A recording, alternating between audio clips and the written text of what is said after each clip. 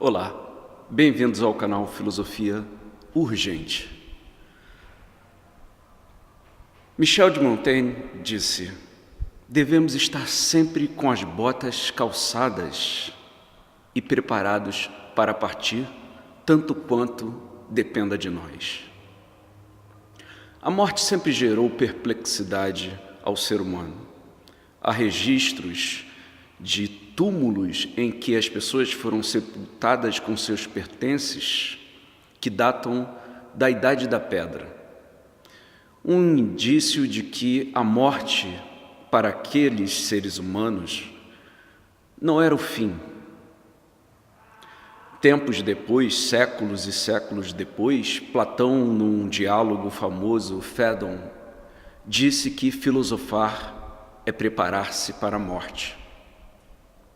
Mas Platão faz um elogio muito grande ao morrer, que para ele, a morte, o morrer, o processo, é a separação entre a alma e o corpo.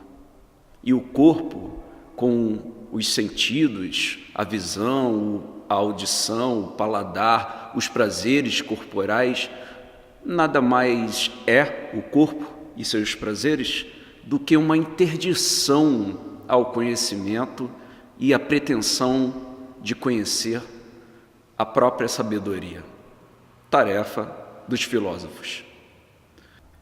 Podemos ver em Platão uma concepção de homem, uma concepção de ser humano dualista. O que é o dualismo? É a visão de que o ser humano é composto por duas substâncias, a alma e o corpo. Podemos ver também, tanto no Fédon quanto em outros textos de Platão, no final da República, no famoso mito de Er, a crença de Platão de que a morte é a liberação, a separação da alma e do corpo. Podemos ver no pensamento platônico a crença de que no além-túmulo, no além-morte, há um processo de expiação, de julgamento e de retorno da alma, de reencarnação da alma.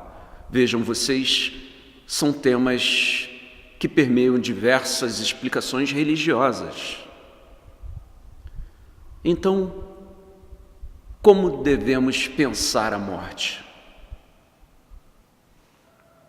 Daí uma visão platônica depreciativa da vida, negativa da vida, que séculos depois vai ser profunda e duramente criticada pelo filósofo alemão Friedrich Nietzsche.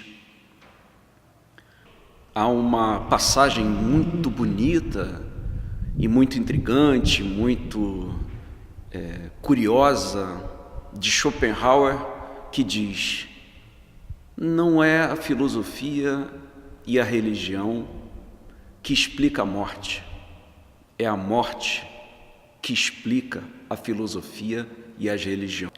Na posição de Schopenhauer, então, parece que a perplexidade e o medo da morte nos fez criar explicações sofisticadíssimas para esse processo tão doloroso, tão incrível que é o morrer. Devemos lembrar que o título que Montaigne deu a um de seus textos na obra Ensaios foi exatamente a frase platônica: filosofar é preparar-se para a morte. Outros filósofos, como Cícero e Sêneca, também fizeram um elogio ao preparar-se para a morte, ao ver na morte algo superior à vida.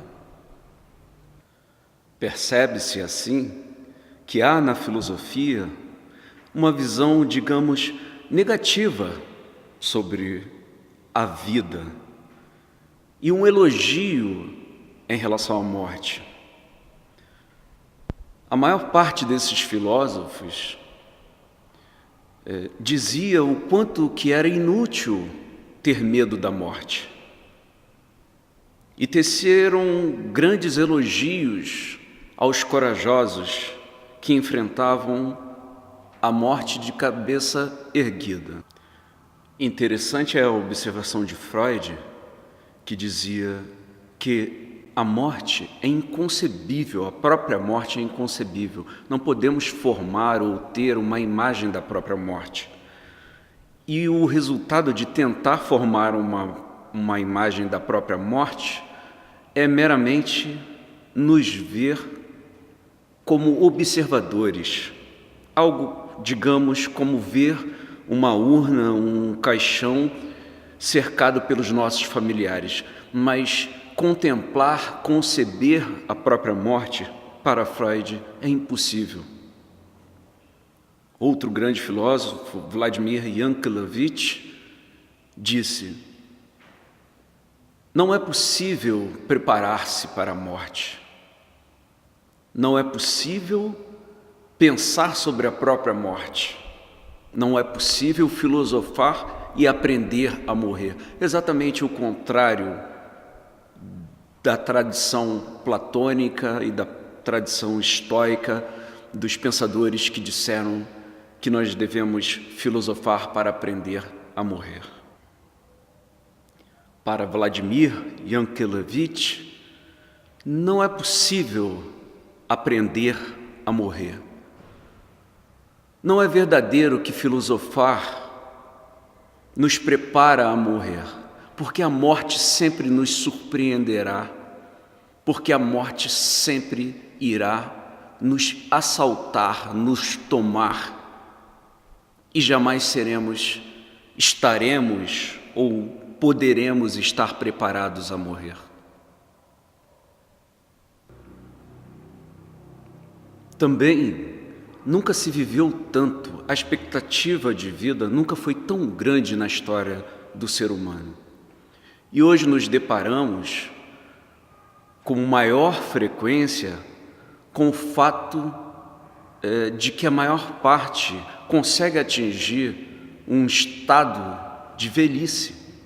E o que é a velhice? O que é envelhecer? Ora, se envelhecer for perder, reduzir nossas funções vitais, fisiológicas, nossa capacidade de ouvir, de sentir, de cheirar, de ver, de sentir prazer, então estamos diante de um processo que é o próprio sinal ou a própria preparação para a morte. Envelhecer, então, seria uma forma de aprender a aceitar a morte de um modo vagaroso, paulatino. Nunca foi tão urgente pensar a nossa relação com a morte, nunca foi tão necessário pensar a nossa relação com a morte em um tempo histórico tão distinto daqueles em que morrer era só uma passagem. Parece que o grande elogio a preparar-se para a morte nunca foi tão diferente das relações que nós temos com ela. Parece que hoje a morte nos leva a reflexões muito maiores sobre o existir. Afinal de contas, até quando as dores do estar velho, do envelhecer, são suportáveis? Qual é a justificativa de permanecer vivo em um corpo onde as dores, o sofrimento e a redução tão forte e acentuada de sentir são prementes, significativas? Outro aspecto interessante é que sociedades de caçadores-coletores permitiam a eutanásia quando os indivíduos estavam em pleno vigor, com base na crença do além-mundo, com base na crença de que a morte é uma passagem e com base na crença de que essa passagem é feita do modo como nós estamos. Então, se você está forte e morre, você vai viver no outro mundo forte. Daí a ideia de que não é possível, ou pelo menos não era desejável, que o envelhecimento nos pegasse, porque morrer velho seria ter uma vida no além-morte, também com esse quadro de declínio das funções fisiológicas. Fato é que, ao sepultarmos nossos entes queridos, experimentamos uma das mais terríveis e indizíveis experiências que podemos pensar, viver ou intuir. Uma gélida experiência que nos põe de joelhos e que nos faz observar a nossa pequenez diante do cosmos, o nosso medo, a nossa dor, a certeza de uma separação, do não retorno. Afinal, filosofar é preparar-se para a morte, como queria Platão e os estoicos, ou filosofar não adiantará nada diante da morte, nem mesmo para os mais corajosos entre os corajosos, como disse Yankelevich. Eis um desafio filosófico tremendo. Quer queira, quer não, se a morte nos surpreende, diz Yankelevich, de nada adiantará estar preparado para ela. Por diversas vezes representada como a escuridão, como o sombrio, como o terror, a morte sempre nos impõe questões filosóficas dificílimas de responder.